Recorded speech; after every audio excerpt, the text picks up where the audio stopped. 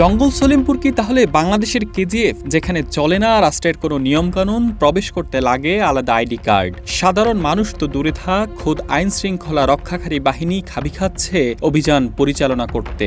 জঙ্গল সলিমপুরের ত্রাস সন্ত্রাসী ইয়াসিন বাহিনী এখানে চালাচ্ছে একের পর এক তাণ্ডব। র্যাব সদস্যকে হত্যা থেকে শুরু করে নিরাপত্তা চৌকিতে AK-47 দিয়ে গুলিবর্ষণ এবং সবশেষ বুলডোজার দিয়ে গুড়িয়ে দেওয়া হয় নির্মাণাধীন ক্যাম্পের দেয়ালসহ বিভিন্ন অবকাঠামো।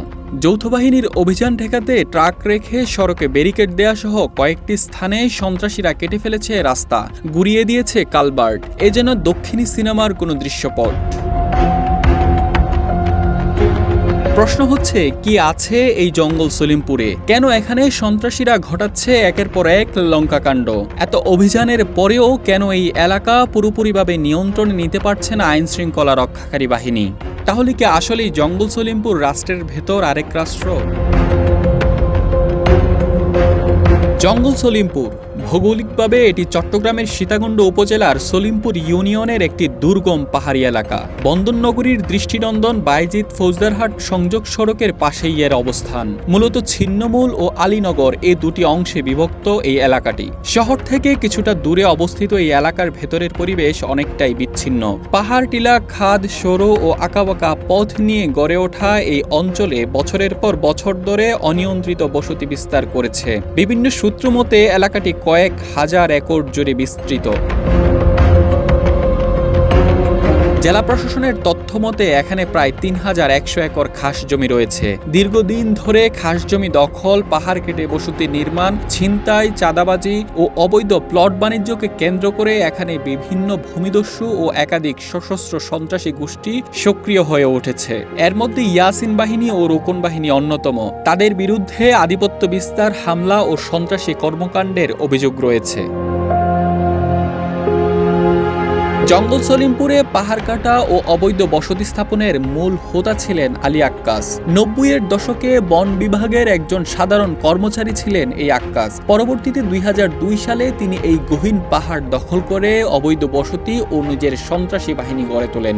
তার বাহিনীর নাম ছিল আক্কাস বাহিনী। একের পর এক সন্ত্রাসীকে তিনি টানতে থাকেন তার দলে। শুরু হয় আক্কাস বাহিনীর ত্রাসের রাজত্ব। পরবর্তীতে ২০১০ সালে র্যাবের সাথে বন্দুকযুদ্ধে তিনি নিহত হন। এরপর থেকে এই এলাকার নিয়ন্ত্রণ ও প্লট বাণিজ্য চলে যায় তারই শীর্ষ সন্ত্রাসী ইয়াসিনের হাতে। এলাকার কিছু অংশে দীর্ঘদিন ধরে প্রভাবশালী সশস্ত্র গোষ্ঠীগুলোর নিয়ন্ত্রণ এতটাই শক্তিশালী যে বাহিরের যে কেউ এখানে প্রবেশ করলে তাদের পরিচয় যাচাই করা হয়। কোথায় যাচ্ছে বা কেন এসেছে এসব বিষয়ে খোঁজ নেওয়ার অনেক অভিযোগ রয়েছে। আইনশৃঙ্খলা বাহিনীর ভাষ্য, পাহাড়ি ভূপ্রকৃতি ও ঘনবসতির কারণে এলাকায় অভিযান পরিচালনা অত্যন্ত কঠিন। অনেক স্থানে যানবাহন প্রবেশ করতে না পারায় সদস্যদের পায়ে হেঁটে অভিযান পরিচালনা করতে হয়। এছাড়া প্রবেশপথ সরু থাকায় সড়ক কেটে বা ট্রাক রেখে সহজে ব্যারিকেড তৈরি করা সম্ভব হয় এখানে।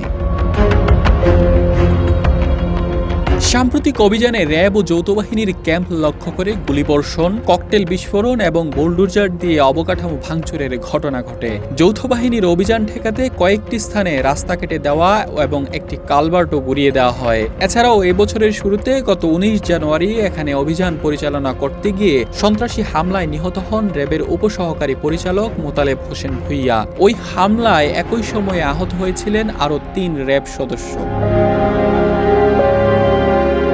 নিরাপত্তা বিশ্লেষকদের মতে জঙ্গল সলিমপুরে শুধু আইন শৃঙ্খলার সংকট নয়, দীর্ঘদিনের অব্যবস্থাপনা, ভূমিদস্যুতা, রাজনৈতিক প্রভাব ও অনিয়ন্ত্রিত নগরায়নের জটিল বাস্তবতা। ফলে অভিযান চালিয়েও পুরো এলাকাকে স্থায়ীভাবে নিয়ন্ত্রণে আনা প্রশাসনের জন্য বড় চ্যালেঞ্জ হয়ে দাঁড়িয়েছে।